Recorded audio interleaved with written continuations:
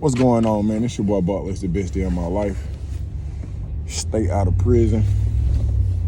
Going to do a little damn while they still playing your song. Hey, man, so I want to touch on some things. So I keep getting, and bro say he not trolling. I can't remember your name, but then I get this comment from a lot of people. So they'll say something like, bro, during your video, 5 minutes in, I felt like you was gay, or it just be like little comments. And you know, for the most part, I don't pay it no mind. In fact, I encourage statements, preferably negative statements, because it gives me a opportunity to respond in a positive light. Like if you look through my comments, bro, I try to learn from people. I think that's one of my superpowers. I try to learn from people. So if somebody says something negative to me, I'm not gonna respond with negativity, bro. We don't get anything out of it. What you gonna thug out? Then I'm gonna thug out till we get done typing? That's not how life really works. I've also been in situations where because I have done such an extended amount of time, I've had individuals say, if you have been locked up for over a certain amount of time, you got to be gay, or you have participated in situational homosexuality, or they come up with all these scenarios. And hey, man, here's where I'm at in life. And to me, life is somewhat like a motion picture, a full-fledged movie. And to come in and to say something, to come in and be able to take a snapshot and come up with a conclusion is wild. But people will do that. But here's a place for healing. Here's a place to recognize trauma. Here's a place to have a real conversation. And I think in order to do that, you have to be vulnerable to one degree or another. See, so the difference between me today and me yesterday is that I have to acknowledge the truth. I have to be able to be in a place where, hey, this is what's really going on, because a lot of us, we live in this facade. We lie to ourselves so much that it's hard to decipher what the truth is. And then you start basing your lie off of the nonsense. So I'll give you an example. So I believe that to be unlawful, to break the law, is illogical. To me, it just don't make sense. But there was a time when I believed that was the only way that I could move forward. You know what I mean? So in order for me to tackle that subject, then I got to be honest with myself and say, hey, bro, you clearly are a horrible criminal. I'm a horrible criminal. I'm not good at whatever law that I was breaking.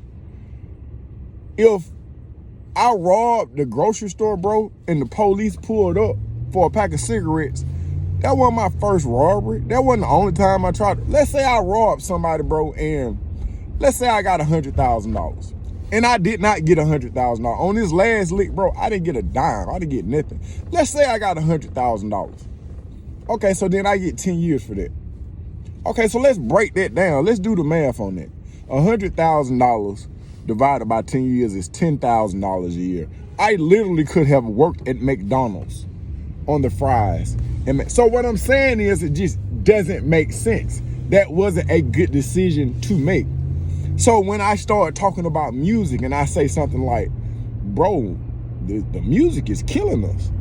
Some people disagree. I know rappers. I know people who have made money off of rappers. I know people who have changed the life. But what I'm telling you is that for a genre of music that specifically pinpoints African Americans and victimizes them, meaning that black people only kill black people in their music. What I'm telling you is that we only disrespect black women in our music. We only kill or slap up on a subliminal nigga. That's all. We not accidentally bumping into no old Jewish lady. We not accidentally kicking over no cat. But in order to have bars, you got to be willing to artistically kill your brother. See, so I'm in a different mindset. I'm not in a place where I'm trying to pretend to be this or be that for nobody, bro. I think the only way that we can come up with solutions, we first got to recognize the problem. For example, I think that black men are strategically sought after in the media to make us look like animals. For example, 12 o'clock tonight, Netflix is dropping a documentary on Diddy. Your boy 50 is behind it. No disrespect to 50. I don't own no money. I don't have a whole lot going on right now. I like his music. I like who he is. But he said some shit today that was kind of flugazy, in my personal opinion. And like I say, you know, the persona that he has is one you don't want to piss off. But here's the truth. Here's an unpopular truth. So 50 said that he doesn't want people to think that the industry, the rap industry, the hip hop industry, the hip hop culture, he doesn't want people to think that that culture is one that agrees with Diddy or co-signs with Diddy or rationalizes with those type of acts. Okay. If that is the case, let's run with that. Okay, so that means that you should also have a problem with black people killing black people. If that's the case, if we trying to clean up the furniture, if we trying to straighten up for company, I'm just saying that your last song, I'm not sure what it was, but I'm almost certain that it was a black person killing other. So it's all right for us to kill each other, especially on this platform in front of the world to see. Cause see, after they get done with Diddy, it'll be somebody else, and then it's gonna be somebody else, and you got to pay attention to this propaganda.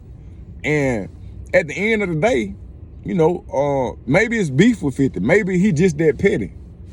I don't know the man personally, so I can't really say. What I am saying is what he's saying is kind of contradictory. But he's not the only one. It's a lot of people that I love Master P. I remember at some point in time, because I listened to all his music, one point in time, Master P said, man, we don't need to be killing black people in music. We don't need to be cussing. We don't need to be doing none of this. And for maybe an album or two, that's what he was on. And guess what? That shit wasn't selling. Guess what he went back to doing? Killing motherfuckers. Killing black people. So this is the world that we live in. In reference to, let's go back to because y'all love homosexual stuff. Let's go back to the homosexuality. So somebody said that you look zesty or you look like a homosexual. So then my question would be, what the fuck do a homosexual look like? I am from Atlanta. I'm from Atlanta, Georgia. I'm in Atlanta right now. I'm right now outside of the pizza place. I'm about to go get some pizza so I can take to the courthouse so I can feed my students, so I can facilitate a class centered around anger management, emotional intelligence. I'm from Atlanta, born and raised. You gay ain't got no look, bro. Gay homosexuality don't have a it's not a shade. You don't nigga. It don't matter what you look like, what you smell like, where you from, what your background is, bro. It's none of that. You can't. That ain't how that work. That's not how that work. That's like the misconception of a real nigga. I don't understand that concept. What is a real street nigga? So before I venture off, I just want to say this, that I appreciate all the comments. Let me know what you want to hear, man, because I got 2 channels. My other channel is Best Day in My Life, and I'm trying to figure out what to do with this channel because they're both monetized. And I'm looking at one, I got a couple of dollars, and the other one, I got a couple of cents. But I'm going to keep touching on subjects that people are responding to. Tell me what I really like to get done. Here's my goal. I want to be so vulnerable and so truthful that somebody who was actually victimized or somebody who was victimizing others will come to the forefront and actually shed some light on the situation. Because I've interviewed a lot of people, I talked to a lot of brothers, but nobody ain't telling the truth. And I don't think that we can get to step 3 if we can't get past step 1. We so tough and we so bad and we so hood. We're such real street niggas that we can't even stomach the truth. We don't even like who we are. But the answer ain't far. Yeah, shout out been tried to tell your stupid ass. Hey man, I'm out, man. Get in the comment section. Let me know what you think.